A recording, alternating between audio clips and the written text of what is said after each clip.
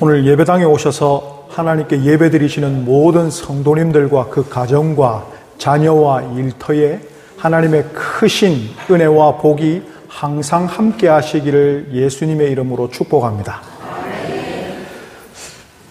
참 궁금했던 것이 하나가 있는데요. 왜 자식 키우는 걸 자식 농사라 부르는지 참 궁금할 때가 있습니다. 자식 농사 대풍이십니까? 흉년입니까? 그래서 왜 자식 키우는 거를 농사라고 이렇게 할까? 혼자서 생각을 그냥 한번 앉아서 해봤습니다. 그냥 우스갯소리로 들어보시면 되는데, 생각을 하니까 첫 번째는 수고를 해야 된다는 거. 자식 키우는 것도 농사 짓는 것처럼 수고를 해야 된다는 거. 씨를 뿌리고 수고를 키워야 하는 수고를 해야 된다는 게 공통점인 것 같고, 또 기대가 있다는 겁니다. 기대가. 요거 잘 크면은 하는 기대가 있는 것이죠. 그러니까 즉 기쁨에 대한 소망이 있는 것이죠. 소망을 가질 수 있는 것이지 않겠습니까? 그리고 또 생각해 보니까 이 결과로 인해 흥과 망이 있다라는 것입니다. 아이고 흥했다. 아이고 망했다. 이게 표가 난다는 것이죠. 그래서 자식을 키우는 것을 자식 농사라 이렇게 부르는구나 라고 생각을 합니다. 사실은 오늘 이제 교회력에서는 어버이 주일로 지키고 또 저희 교회에서는 오늘 스승의 주일로 함께 지키고 있습니다.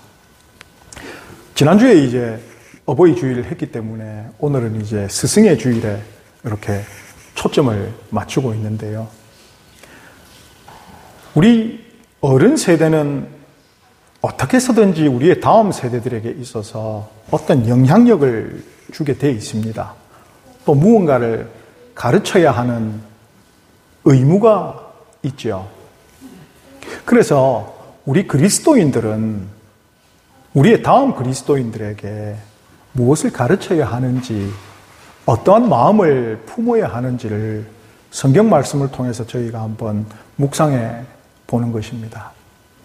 먼저 저희도 어린이집이 있습니다. 저희 교회에서 1969년에 추광 유아원을 세우고 또 96년에는 이제 그것이 어린이집으로 변경이 되어서 지금까지 주자도의 많은 어린 생명들을 양육을 했지요. 수고하시는 우리 선생님들 참 감사합니다. 어느 것보다 사실은 힘든 환경이잖아요. 멀리서 선생님들이 오셔서 또 여기 계시는 선생님들도 계시지만 선생님들 수급이 다른 도시들처럼 수월하지가 않습니다. 다른 도시에서는 선생님 모집합니다 하면 이력서들이 많이 오고 사람을 이렇게 추려낼 수도 있고 한데 저희는 그렇지가 못합니다. 와주시는 분이 너무 감사하죠. 또 선생님들이 일이 있으셔서 잠시 나가셔서 일 보실 수 있는 편안한 환경도 되지 못합니다. 그럼에도 불구하고 우리 아이들을 양육하시는 모습을 보면 참 눈물겹습니다. 아이들이 이쁘고 귀엽기는 하지만 말은 안 듣거든요. 보고 있으면 참 말 안 듣습니다. 왜냐하면 선생님들 목소리가 저희 집까지 혹은 제 사무실까지 다 들리거든요. 그 얘기는 애들이 말을 안 듣는다는 얘기거든요. 또 유치원도 있고 초등학교도 있고 중학교도 있습니다. 참 길거리에서 그 학생들을 볼 때 조금 마음가짐이 다릅니다. 왜냐하면 앞전에 있었던 교회에서의 주일학교 학생들 수가 우리 섬에 살고 있는 전체 인구 수보다 많았거든요. 학생들 수가 그렇게 많았습니다. 지금 여기서는 학생들 글쎄요, 초등학생, 중학생 다 이렇게 해도 채 50명 정도 되지 않습니까? 그 인구들을 보면서 아유 하는 한숨도 쉬어지고 저 아이들을 어떻게 하면 하는 생각도 듭니다. 어른들이 힘든 만큼 아이들도 그렇게 좋은 환경은 아니겠죠. 교육 환경이 그렇게 좋지는 않을 것입니다. 전국에서 제주도가 꼭 학업 성취도로 평가할 수는 없지만 학업 성취도가 상당히 하위권입니다. 아마 그 중에서 추자도 학업 성취도는 되게 하위권이죠, 그죠? 그렇게 제가 교육 관계자분들에게 들었습니다. 그런데 그런 학업 말고 우리가 한 명의 그리스도인으로서 우리가 그 아이들을 바라봤을 때 우리가 그 아이들을 어떻게 동네 어른으로서 한 명의 그리스도인으로서 그들을 양육하고 그들의 성장에 도움을 줄 수 있을까라는 것을 당연히 생각해야 하는 것입니다.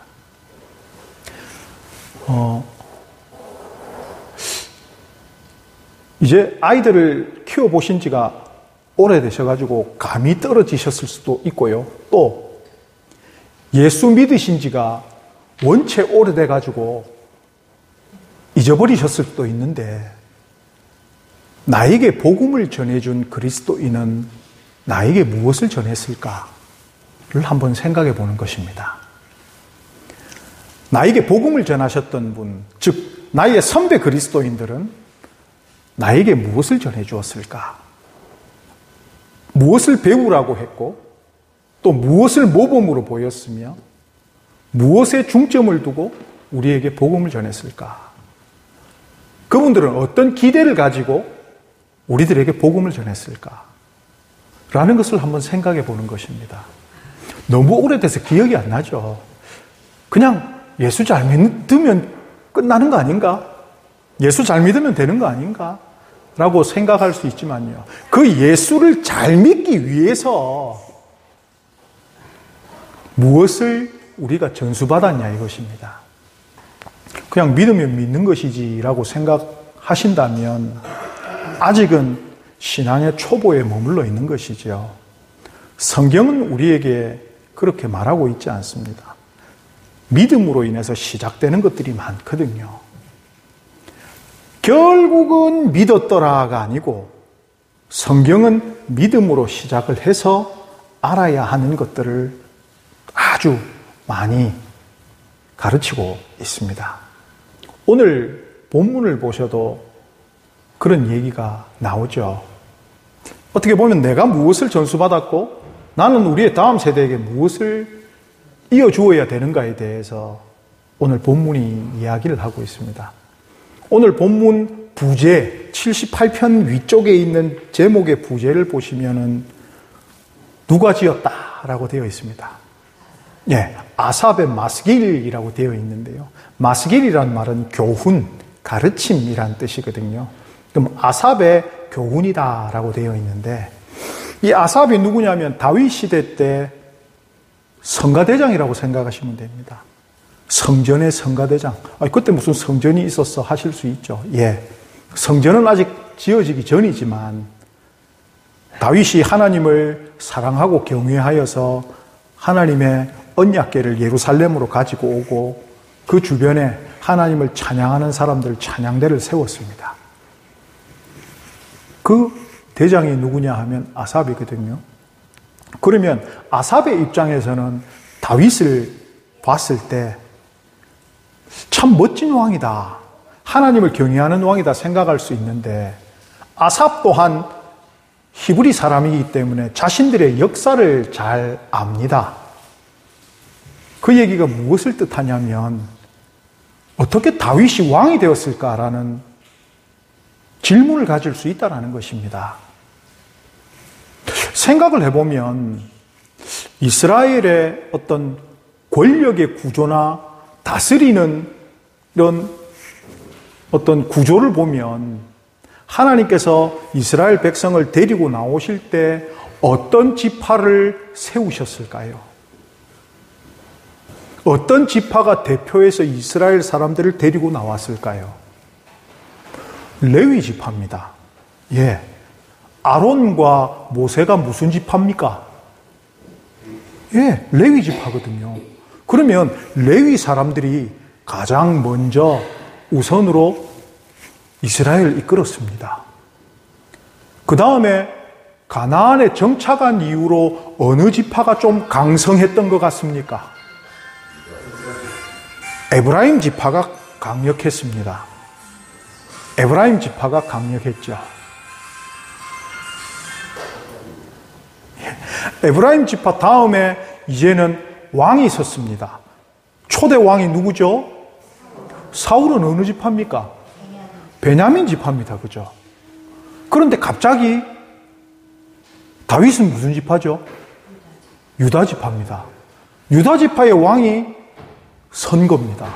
그러면 이게 무슨 일인가라고 생각할 수가 있죠. 하나님께서 이렇게 이끄시는 것이 어떨 때는 레위 지파가 되었다가 어떨 때는 에브라임, 어떨 때는 베냐민, 그리고 유다 지파가 된 것입니다. 어떤 기준이 있었을까? 다윗이라는 분이 어떻게 왕이 되었을까? 또 어떻게 이렇게 선정을 베풀까에 대해서 궁금증을 가질 수 있다는 것입니다. 그것에 대해서 지금 교훈을 주고 있는 것이죠. 성경에서 오늘 7절 말씀을 보면 우리가 그리스도인으로서 우리의 다음 세대를 어떤 사람으로 양육해야 되는지에 대해서 분명히 나와 있습니다. 그들의 소망을 하나님께 두며 하나님께서 행하신 일을 잊지 아니하고 오직 그의 계명을 지켜서 라는 세 가지가 나오죠. 첫 번째가 무엇이냐면 소망을 하나님께 두고 하나님께서 행하신 일을 잊지 아니하고 하나님의 계명을 지키는 사람. 이것입니다. 이게 하나님의 백성이거든요. 그렇다면 우리도 이것을 배워야 했고 그리고 이것을 우리의 다음 세대에게 전해줘야 된다는 것입니다. 그러면 어떤 사람으로서 이 세 가지를 할 수 있는, 지켜낼 수 있는 사람을 우리는 성경에서 하나님의 사람이라고 부릅니다. 하나님의 사람 다윗이거든요. 다윗도 14명의 하나님의 사람이라고 불렸던 사람 중에 속합니다. 그러면 우리의 다음 세대를 하나님의 사람으로 이렇게 양육을 해냄에 있어서 우리는 어떤 마음가짐을 가지고 이들을 양육해야 되냐면 성경에서는 이렇게 먼저 이야기를 하고 있습니다. 무엇이라고 얘기를 하냐면 그리스도 안에서 1만 스승이 있으되 아버지는 많지 아니하니 라는 얘기를 합니다. 우리의 다음 세대를 하나님의 사람이라는 하나의 기준, 목표로서 양육해낼 때 우리의 마음가짐은 선생님의 마음가짐이 아니라 부모의 마음가짐이 되어야 된다는 것입니다. 그 얘기인즉슨 제가 앞에서 자식 농사에 대해서 말씀을 드린 게 있습니다. 기대감이 있다라고 말씀을 드렸잖아요. 기대감이. 우리 아이들 보면 아유 저거 커서 뭐 되겠노? 그런 생각이 사실은 듭니다. 아니 애들한테 물어와서 너 꿈이 뭐냐, 뭐 하고 싶은 일이 뭐냐 물어보면 몰라요. 대부분 대답이 몰라요. 생각 안 해봤어요. 예. 아유, 꿈도 없고 희망도 없고 좀 뭘 하고 싶어서 저렇게 하지? 근데 우리는 그런 친구들로 인해 기대감을 가질 수 있어야 됩니다. 왜? 하나님이 그 아이를 하나님의 형상대로 만드셨기 때문입니다. 그래서 우리가 그들에게 희망을 두는 겁니다. 아, 하나님의 형상대로 만들어진 저 아이가 나중에 이 땅에서 어떤 훌륭한 일을 할까라는 기대를 가질 수 있는 것이죠. 사실 이러한 기대는 부모님이 가질 수 있는 마음이죠. 그래서 우리는 부모님의 마음으로 그 아이들을 봐야 하고 또 그 아이들을 양육해야 한다는 것입니다. 그리고 이 사람들을 하나님의 사람으로 양육함에 있어서 무엇을 가르쳐야 할까라는 것이죠. 그건 분명합니다. 성경 말씀에 모든 성경은 하나님의 감동으로 쓰여졌고 하나님의 사람으로 온전하게 만들기 위해서 부족함이 없는 완전한 책이라고 말씀하고 있는 것입니다. 참 성경을 가르치기가 어렵죠. 예. 야, 성경 보자 하면 보겠습니다라고 얘기하는 학생들이 요새 있을까요? 교과서 보기도 싫어하는데 성경 보자고 하면 참 어렵겠죠. 그러나 우리가 어른으로서 그리스도인 성인으로서 선배로서 그 아이들에게 성경도 가르치면서 중요한 것이 무엇이냐면 바울 사도가 그가 전했던 복음을 전했던 모든 것에 얘기하고 있는 것이 무엇이냐면 내게 배우고 나를 본받아라 라고 이야기를 하였습니다. 그게 참 중요한 것입니다. 우리가 한 명의 그리스도인으로서 그들을 모범을 보여주는 것이죠. 그들에게 성경대로 살아도 잘 산다. 성경대로 살아도 부족함이 없다. 성경대로 살아도 하나님이 너의 꿈을 이루어 주시는 것을 보여주면서 살아야 한다는 것입니다. 하나님의 사람으로 양육한다라고 했는데요. 성경에서는 하나님의 사람의 특징이 있습니다. 그 특징 중에 첫 번째가 무엇이냐면 한 4가지 정도가 있는데 영어로 표시를 한다면 포C, 영어 ABC에서 C라고 제가 표시를 하는데 가장 중요한 것이 무엇이냐면 하나님의 사람의 특징은 크로스, 십자가를 질 수 있느냐라는 것입니다. 여기에 모든 것이 집약되어 있는데요. 예수 그리스도처럼 다른 이들을 위해 십자가를 질 수 있느냐라는 것입니다. 예수께서 말씀하셨죠. 친구를 위해 목숨을 버릴 수 있는 자, 그보다 더 큰 사랑이 없다라고 하시면서 너희는 나의 친구고 내가 너희를 위해서 목숨을 버린다라고 요한복음에 말씀을 하셨습니다. 여기에 모든 것이 집약되어 있는 것이죠. 다른 이들을 위해 짐을 질 수 있는 사람으로 양육해낼 수 있다면 정말 우리는 그 아이가 하나님의 사람으로 잘 컸다라는 것이죠. 십자가를 질 수 있는 사람. 요즘 세대가 그렇지가 않습니다. 요즘 세대는 자기가 성공하고 잘 되기 위해서는 남을 밟고 올라가는 그런 치열한 경쟁을 이야기합니다. 그런데 하나님의 나라는 경쟁을 이야기하지 않습니다. 하나가 되고 함께 사는 것을 얘기하죠.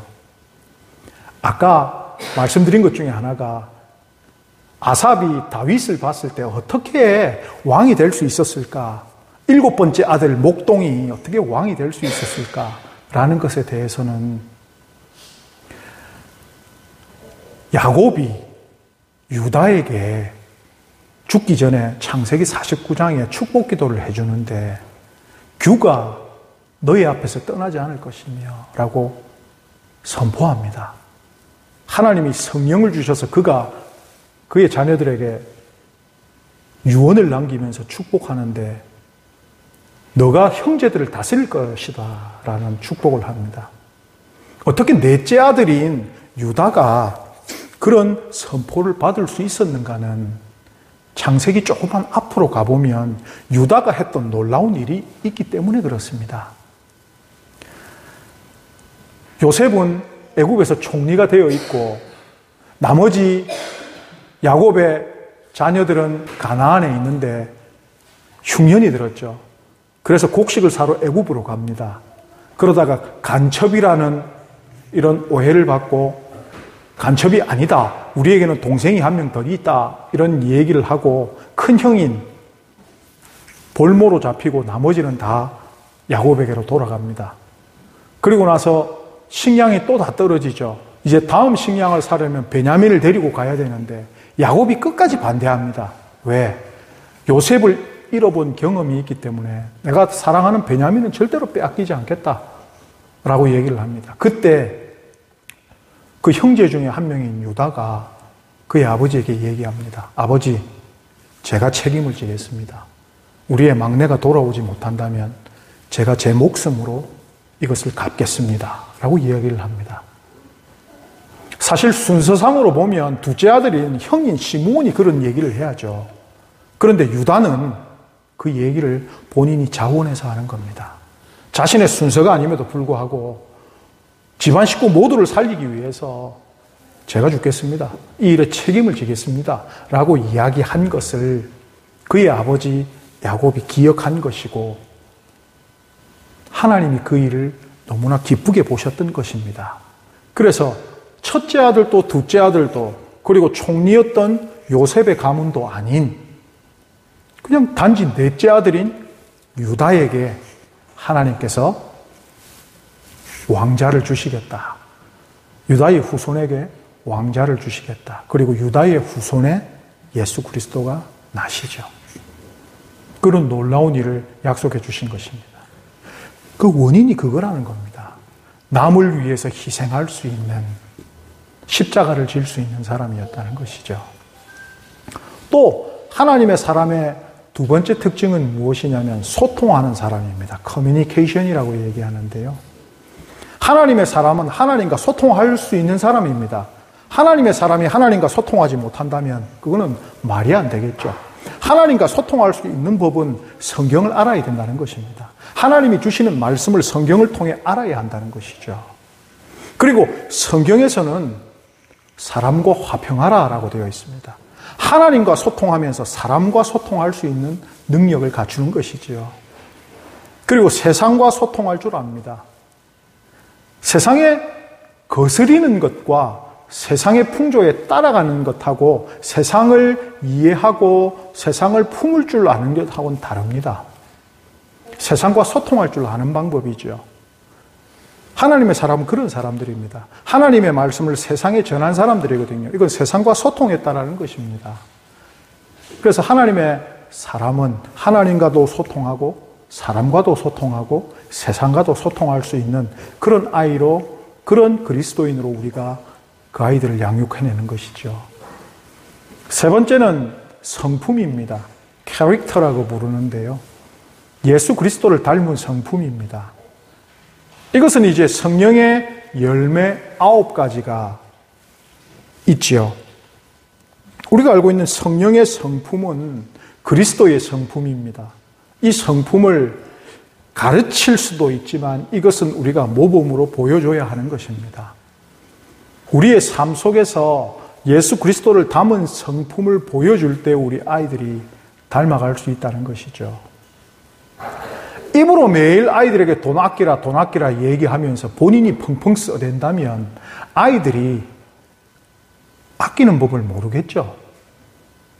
사랑하라 말로 얘기하면서 사랑을 못 보여준다면 사랑을 책에서 배울 수 있는 게 아니거든요. 보면서 배우는 것이거든요.